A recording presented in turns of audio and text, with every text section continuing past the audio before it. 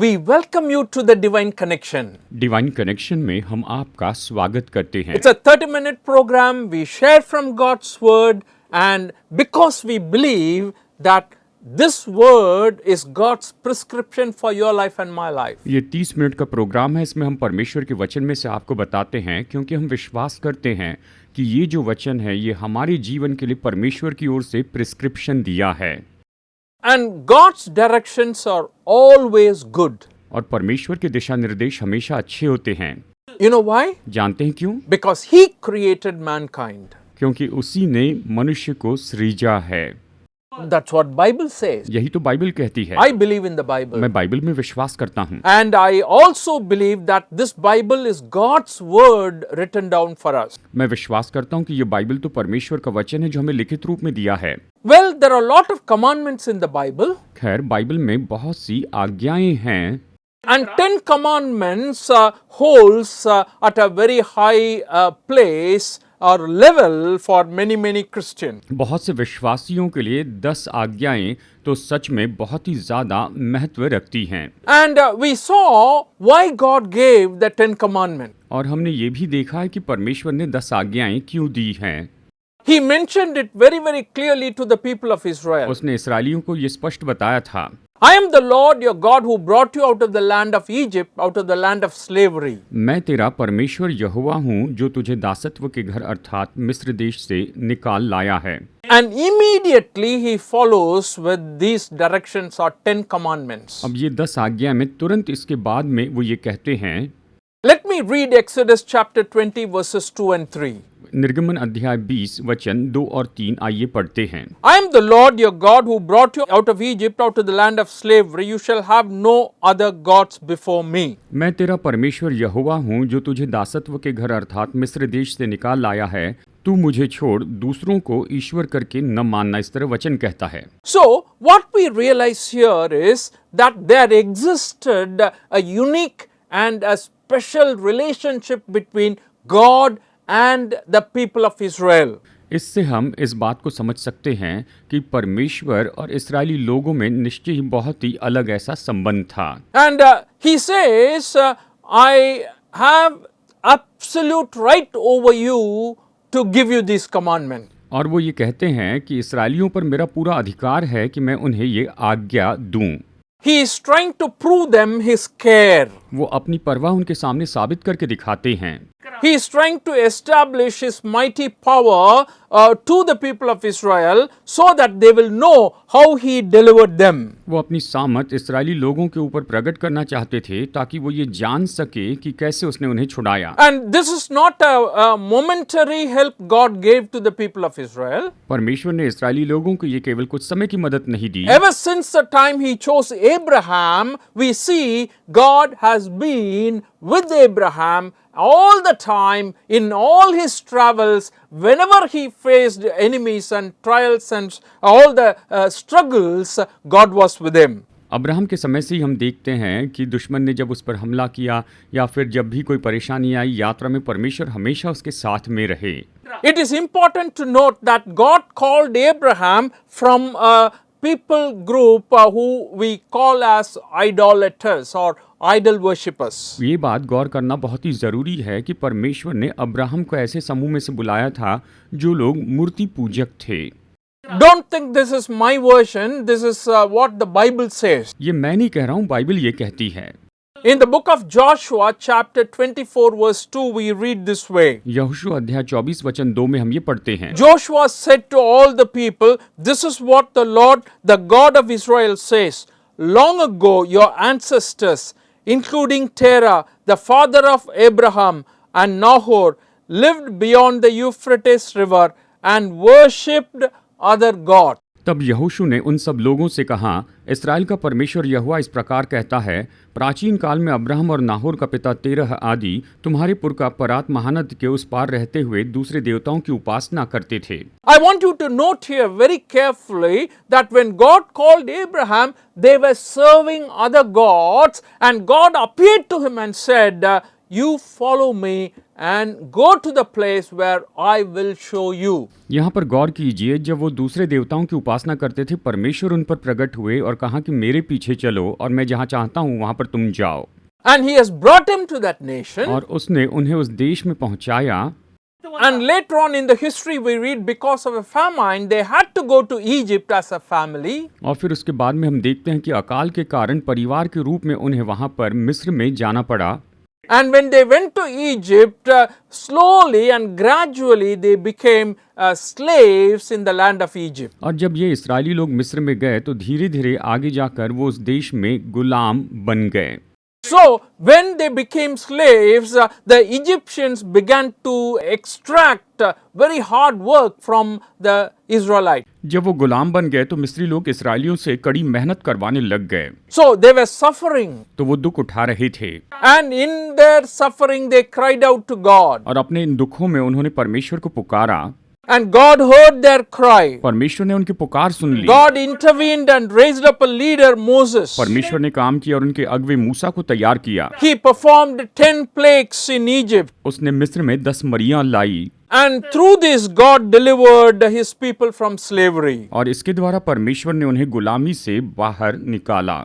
What a great and mighty and powerful God we have. हमारे परमेश्वर सच में कितने सामर्थी और महान हैं। The Lord who redeemed Israel now declares that you belong to me, therefore you must worship me alone. जिस परमेश्वर ने इस्राएलियों को छुड़ाया वो अब घोषित करते हैं कि मैंने तुम्हें छुड़ाया है, इसलिए तुम केवल मेरी ही उपासना करना। So when you look at the first commandment, you say, you shall have no other gods before me. तो पहली आज्ञा ये है, तू मुझे छोड़ दूसरों को ईश्वर करके न मानना। This is the heart of the first commandment. ये पहली आज्ञा का मुख्य केंद्र है। No other God should take my place. मेरी जगह और कोई ईश्वर नहीं होना चाहिए, ऐसे इस्राएलियों से कहा। For Israelites, this is very, very important because they were surrounded by a polytheistic culture. इस्राएलियों के लिए बहुत ही मुख्य बात थी, क्योंकि वो तो बहुत से देवताओं की उपासना करने वाली परंपरा से आए थे। Nations around Israel worshipped many gods. और इस्राएल के आसपास के देश भी बहुत से ईश्वरों की उपासना किया करते थे। So when God called the people of Israel out, he said, I want to make you a special people. जब परमेश्वर ने इस्राएलियों को बाहर निकाला तो उसने कहा, मैं तुम्हें विशेष लोग बनाना चाहता हूँ। And there is only one true God. तुम्हारा एक ही सच्चा परमेश्वर होगा। And this is something a lot of people find it difficult to accept. बहुत से लोगों को ये स्वीकार करना बहुत ही मुश्किल होता है। A lot of people are willing to adapt a pluralistic religious way. बहुत से ऐसे लोग हैं जो अनेकों धर्मों के तरीकों को अपनाना चाहते हैं। And sometimes we compromise by saying all religions are same. कई बार हम समझौता करके कहते हैं कि सारी आस्थाएं तो एक जैसी हैं। And what this verse is saying here, you shall have no other gods before me. यहाँ पर ये वचन कहता है, तू मुझे छोड़ दूसरों को ईश्वर करके न मानना। So the uniqueness of Yahweh is the key in this passage. तो यहावे परमेश्वर की विशेषता तो इस वचन भाग में सबसे महत्वपूर्ण है। And that's why Christians very often find it difficult to accept people, or I'll put it like this, gods of other religion. और इसलिए कई बार मसीह लोगों को दूसरी आस्थाओं के ईश्वर को स्वीकार करना मुश्किल होता है। And it's because of the commandment. ये तो इस आज्ञा के कारण है। Which is also true. ये बात सच है। And this verse says, you shall have no other gods before me. ये वचन कहता है, तू मुझे छोड़ और किसी को ईश्वर करके न मानना। What is the reality we are talking about? हम किस वास्तविकता के बारे में कह रहे हैं? We are simply saying he is the only God. हम कह रहे हैं वही एकमात्र परमेश्वर हैं। Bible says that. बाइबल ये कहती है। 2 Samuel 22 verse 32. दूसरा शमूएल अध्याय 22 वचन 32। Listen to it carefully. इसे ध्यान से सुनिए। For who is God beside the Lord? And who is the rock except our God? यहोवा को छोड़ क्या कोई ईश्वर है? हमारे परमेश्वर को छोड़ क्या और कोई चट्टान है? My dear friends, this verse very pointedly reveals that God is the Lord. There is no other God. मेरे दोस्तों, ये वचन स्पष्ट रीति से प्रकट करता है कि परमेश्वर ही परमेश्वर है। And there is no other rock. और कोई दूसरी चट्टान नहीं है। You know, rock symbolizes God in the Old Testament पुराने नियम में चट्टान परमेश्वर को दर्शाती थी because it is strong. क्योंकि वो मजबूत होती है। And God is compared to something that is very, very strong, and God is strong. और परमेश्वर की तुलना उससे की गई है जो बहुत ही बलवान है और परमेश्वर बहुत ही सामर्थी है। And in the book of 1 Kings also we read in 8th chapter verses 22 and 23. पहला राजा अध्याय 8 वचन 22 और 23 में हम पढ़ते हैं, Then Solomon stood before the altar of the Lord in front of the whole assembly of Israel, spread out his hands toward heaven and said, Lord, the God of Israel, there is no God like you in heaven above or on earth below. You who keep your covenant of love with your servants, who continue wholeheartedly in your way. तब सुलेमान इस्राएल की पूरी सभा के देखते यहोवा की वेदी के सामने खड़ा हुआ और अपने हाथ स्वर्ग की ओर फैलाकर कहा, हे यहोवा, हे इस्राएल के परमेश्वर, तेरे समान न तो ऊपर स्वर्ग में और न नीचे पृथ्वी पर कोई ईश्वर है। तेरे जो दास अपने संपूर्ण मन से अपने को तेरे सम्मुख जानकर चलते हैं, उनके लिए तू अपनी वाचा पूरी करता है और करुणा करता रहता है। इस तरह से यहाँ पर ये वचन हमें बताते हैं। My dear friends, when you note these verses, you find both the verses stress very, very clearly, O Lord, who is a God like you. It means you are the only God, there is no other God like you. ये वचन इस बात पर बहुत ही ज़्यादा जोर देते हैं कि हे परमेश्वर, तेरे जैसा कौन है। इसका मतलब ये है कि परमेश्वर आपके जैसा कोई भी नहीं है। My dear friends, this is a troublesome point or troublesome idea that we are trying to present to you today. मेरे दोस्तों, यही मुश्किल में डालने वाला विचार आज हम आपको बताना चाहते हैं। Because the word of God says that I am the only God, you shall have no other gods before me. क्योंकि वचन कहता है, तुम मुझे छोड़ दूसरों को ईश्वर करके न मानना। It says the uniqueness of this God, you can compare himself with no one. ये बताता है कि परमेश्वर की जो विशेषता है उसकी तुलना हम किसी और के साथ में नहीं कर सकते हैं। And that's the kind of God we are talking about here. यहाँ हम इसी परमेश्वर के बारे में कह रहे हैं। So he tells the people of Israel, I brought you out of the land of Egypt. You shall have no other gods before me. तो वो इस्राएल से कहते हैं कि मैं तुम्हें मिस्र देश से निकाल लाया हूँ, तू मुझे छोड़ दूसरों को ईश्वर करके न मानना। And today he is telling me the same thing. और आज वो मुझे यही बात बताते हैं, You shall have no other gods before me. तू मुझे छोड़ दूसरे को ईश्वर करके न मानना। I was thinking what he would say to me. मैं सोच रहा था वो मुझसे क्या कहेंगे। He would probably tell me, or he would say this to me very, very definitely. I will say like this, I have died for you on the cross of Calvary. You belong to me. You shall have no other gods before me. निश्चय वो इस तरह से कहेंगे कि कलवरी के क्रूस पर मैं तुम्हारे लिए मर गया, तुम मेरे हो और इसलिए तुम मुझे छोड़ दूसरों को ईश्वर करके न मानना। I am preparing a place for you in heaven, and therefore you shall have no other gods before me. मैं स्वर्ग में तुम्हारे लिए जगह तैयार करने जाता हूँ, इसलिए तुम मुझे छोड़ दूसरों को ईश्वर करके न मानना। I'm going to come back to this world for you to take you to be with me where I am. You shall have no other gods before me. मैं इस संसार में वापस आ रहा हूँ ताकि तुम्हें वहां लेकर जाऊं जहां मैं रहता हूँ, इसलिए तुम मुझे छोड़ दूसरों को ईश्वर करके न मानना। My dear friends, that's a very, very strong message coming out to us. मेरे प्यारे दोस्तों, ये तो हमें बहुत ही मजबूत ऐसा संदेश देता है। Because this is the logic. When he told the people of Israel, you shall have no other gods before me, he says, I delivered you from Egypt. और यही तो बात है जब उसने इस्राएलियों से कहा कि तुम दूसरों को ईश्वर करके न मानना, क्योंकि मैंने तुम्हें मिस्र देश से छुड़ाया है। Today when he tells me the same thing, you shall have no other gods before me, that's because he is the one who forgave all my sins and saved me. आज वो मुझसे कहते हैं कि तुम दूसरों को ईश्वर करके न मानना, ये इसीलिए क्योंकि वो कहते हैं कि देखो मैंने तुम्हारे पापों को क्षमा किया है।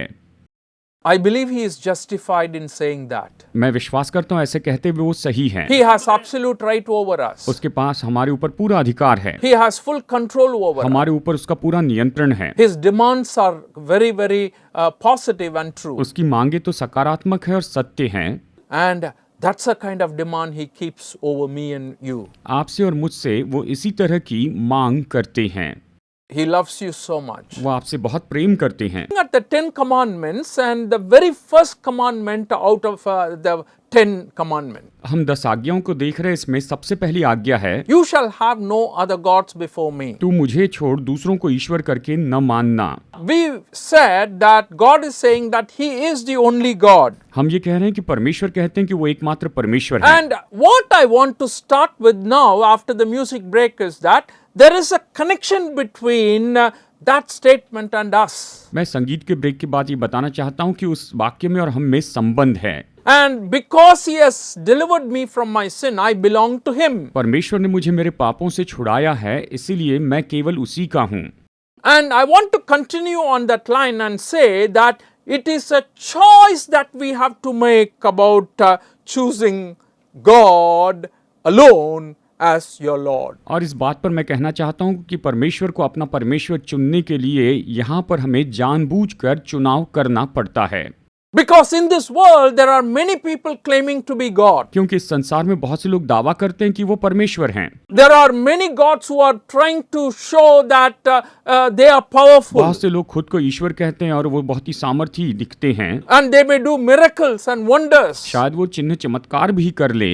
But here we are saying it is on a personal note or a personal experience, something that God has done for me as an individual, and I owe my allegiance to him. और यहाँ पर मैं कह रहा हूँ कि परमेश्वर ने व्यक्तिगत रूप में मेरे लिए कुछ किया है, इसलिए मुझे उससे विश्वास योग्य रहना है। And God told this to the people of Israel. परमेश्वर ने इस्राएलियों से ये कहा। And very often in the history of Israel we find that people went away from this God and worshipped false gods or other gods. और अक्सर हम देखते हैं कि इस्राएली लोग सच्चे परमेश्वर को छोड़कर झूठे ईश्वरों की उपासना करने लग गए थे। And every time they did that, God was hurting. और जब भी वो ऐसा करते, इससे परमेश्वर दुखी होते थे। God called them to come back to him. परमेश्वर ने उनसे कहा कि मेरे पास लौट आओ। Asked them to repent and turn back to the Lord who called them out of Egypt. जिस परमेश्वर ने उन्हें मिस्र में से निकाला, उसकी ओर पश्चाताप करते हुए आओ, इस तरह से कहा। And sometimes they did, sometimes they went back again. कई बार उन्होंने वैसे ही किया और कई बार वो फिर से वापस लौट गए। And that shows me very clearly that God doesn't force even the people of Israel. यहाँ तक कि ये मुझे बताता है कि परमेश्वर ने इस्राएली लोगों पर भी जबरदस्ती नहीं की। The point I'm making here is that they had a choice to reject God. यहाँ पर मैं ये बताना चाहता हूँ कि उनके पास चुनाव था कि परमेश्वर का इनकार कर सके। And there is a choice that is given to you and me today to either accept him or reject him. परमेश्वर को स्वीकार करे या उसका इनकार करे, इसका चुनाव तो आज आपको और मुझे दिया गया है। And that's very important, dear friends. प्यारे दोस्तों, ये बहुत महत्वपूर्ण है। That's simply because he has created you and me in his own image. और ये इसीलिए है क्योंकि उसने आपको और मुझे अपने स्वरूप में बनाया है। You have the right to choose. आपके पास चुनाव करने का अधिकार है। And that's what I am saying here. मैं यहाँ पर यही तो कह रहा हूँ। Joshua chapter 24 verses 14 and 15. यहोशू अध्याय 24 वचन 14 और 15। It's very interesting when you look at the background of this chapter. It's almost Joshua's coming to the end of his life. ये बहुत ही दिलचस्प पृष्ठभूमि में हुआ। यहाँ पर यहोशू का जीवन बिल्कुल खत्म होने पर था। After Moses, he took on the leadership and divided the land of Canaan among the people of Israelite. मूसा की मृत्यु के बाद ये इस्राएलियों का अगवा बना और उसने कनान देश इस्राएलियों के गोत्र में बांट दिया। After completing his task, he is calling out to the people of Israel. अपना काम पूरा करने के बाद वो इस्राएली लोगों को बुलाता है। Let me read these two verses carefully and I want you to pay a very close attention to it. इन दो वचनों को हम पढ़ते हैं, आप इसे गौर से सुनिए। Now fear the Lord and serve him with all faithfulness. Throw away the gods your ancestors worshipped beyond the Euphrates River and in Egypt and serve the Lord. But if serving the Lord seems undesirable to you, then choose for yourselves this day whom you will serve, whether the gods your ancestors saved beyond the Euphrates or the God of the Amorites in whose land you are living. But as for me and my household, we will serve the Lord. यहोशू 24, 14 और 15।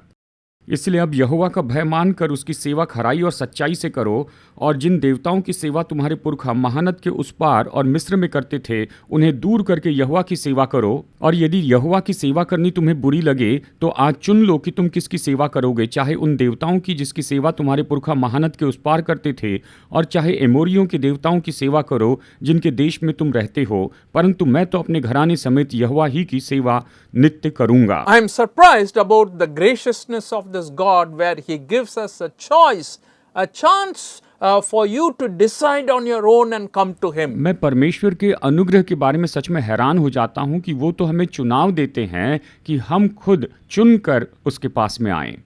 Even the message today, whatever I am proclaiming to you, you have a choice to accept, you have a choice to reject. आज आपको मैं जो संदेश बता रहा हूं, आप खुद चुनाव कर सकते हैं कि इसे स्वीकार करेंगे या फिर इस संदेश का इनकार कर देंगे। Joshua, the leader of Israel, then said these words, you choose for yourselves today who you will serve. यहोशू जो इस्राएलियों का अगवा था, उसने ये कहा कि आज तुम खुद चुन लो कि तुम किसकी सेवा करोगे। What a wonderful God we have. हमारे परमेश्वर कितने अद्भुत परमेश्वर हैं। So, when God says, you shall have no other gods before me, in a way I am telling him, oh Lord, I want to trust you and I want to lay my life into your hands. परमेश्वर कहते हैं तुम मुझे छोड़ दूसरों को ईश्वर करके नहीं मानना, तो इस तरह से प्रभु मैं आप पर भरोसा करता हूँ, मैं अपना जीवन आपके हाथों में सौंपता हूँ। There are different people who acknowledged this fact in their life. Later part of the history of Israel we read that. Israel के बाद के इतिहास में हम पढ़ते हैं कि बहुत से लोगों ने इस बात को स्वीकार किया था। In the book of Psalms chapter 141:8. भजन संहिता 141 वचन 8 कहता है, But my eyes are fixed on you, sovereign Lord. In you I take refuge. Do not give me over to death. परंतु हे यहोवा प्रभु, मेरी आंखें तेरी ही ओर लगी हैं, मैं तेरा शरणागत हूँ, तू मेरे प्राण जाने न दे। ये कहता है। So, whenever we go through difficulties and trials and struggles where God says, you shall have no other gods before me, that means He is our God and I can have full confidence in His power. जब भी परमेश्वर कहते हैं कि तू मुझे छोड़ दूसरों को ईश्वर करके न मानना, तुम मेरे हो, तो हम निश्चय ही उस परमेश्वर के ऊपर पूरी तरह से भरोसा कर सकते हैं। 2 Samuel 22 verse 2 to 3. दूसरा शमूएल अध्याय 22 वचन 2 और 3। He said, the Lord is my rock, my fortress, my deliverer, my God is my rock, in whom I take refuge, my shield and the horn of my salvation. He is my stronghold, my refuge, my savior.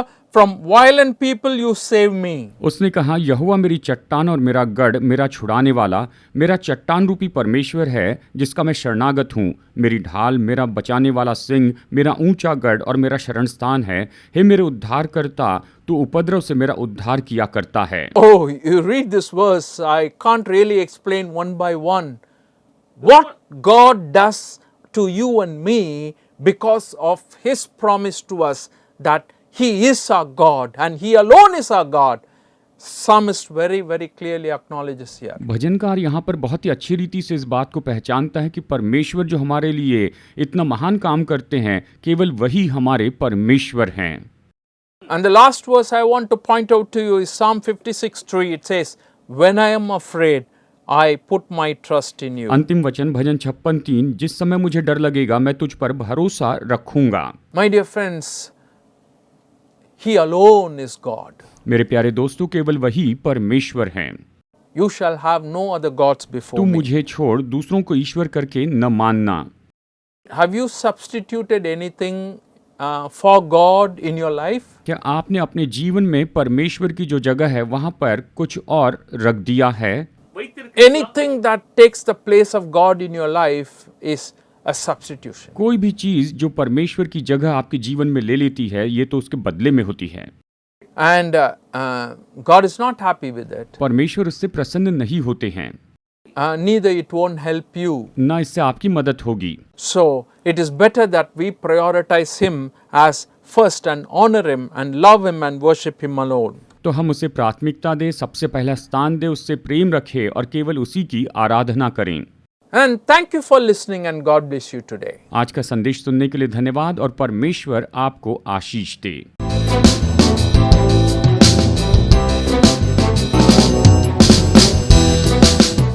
Study the Word of God in a private and personal way through our online study website. Contact number